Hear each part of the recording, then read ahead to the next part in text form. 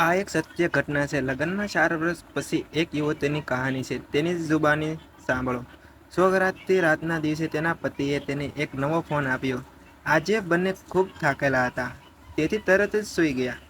તેની ખુશી અને આનંદ એટલો વધી હતો કે તેના પગ આજે જમીન પર અટકી રહ્યા ન હતા.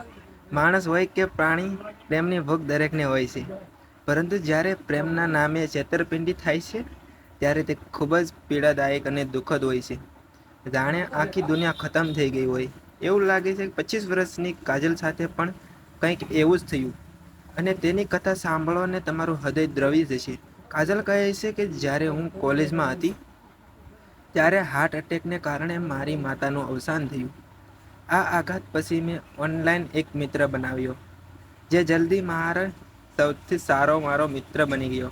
એક દિવસ મેં તેને એક એવા છોકરા વિશે કહ્યું જે મને ગમતો હતો. તે પછી તેણે સમજાયું કે તે મને પ્રેમ કરે છે અને તે મને છોડી શકતો નથી.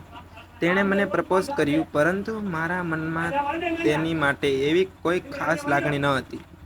મેં તેને ના પાડી, પરંતુ તેણે મારી નાને સ્વીકાર ન કર્યો અને તે દર અઠવાડિયે મને મળવા આવતો. તે મારા શહેરથી 5 કલાકના અંતરે રહેતો, છતાં તે દરેક અઠવાડિયે મારા શહેરમાં મને મળવા આવતો.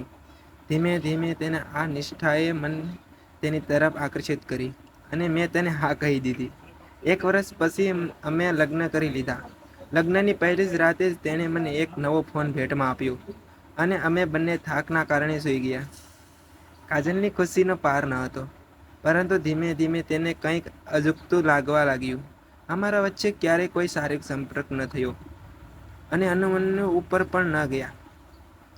કારણ કે તેની દાદી અમારી સાથે રહેતી હતી. પછી મને સમજાયું કે તે ક્યારેય મારી સાથે આનંદ કે મોજ કરવા જ નથી ઈચ્છતો.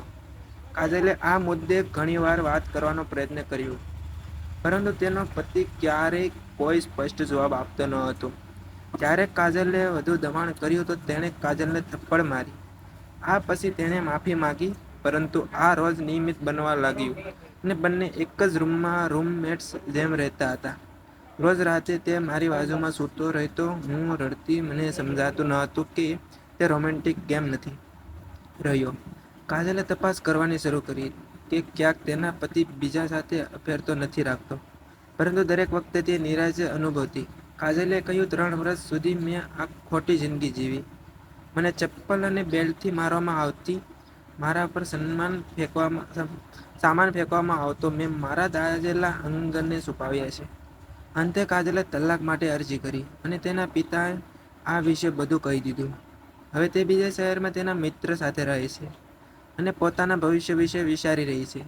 કાજલ કહે છે કે હું હજુ પણ પ્રેમ પર વિશ્વાસ રાખું છું. જે વ્યક્તિ પર મેં સૌથી વધુ વિશ્વાસ કર્યો હતો, તેણે જ મને દુઃખ પહોંચાડ્યું, પરંતુ હજી પણ મને કોઈ તોડી શકતું નથી. મને આજે પણ વિશ્વાસ છે કે મારા માટે કોઈ છે જે ફક્ત મને પ્રેમ કરશે. કાજલની આ કહાની દર્શાવી આવે છે કે કેવી રીતે પ્રેમ અને વિશ્વાસની ખોટી પૃષ્ઠભૂમિની પાછળ જિંદગીના કડવા સત્ય છુપાયેલા હોય છે. તમને વાર્તા કેવી લાગી કોમેન્ટ કરીને જરૂર જણાવજો. વિડીયો પૂરો જોવા બદલ તમારો ખૂબ ખૂબ ધન્યવાદ. લાઇક, શેર અને સબસ્ક્રાઇબ કરવાનું ભૂલતા નહીં.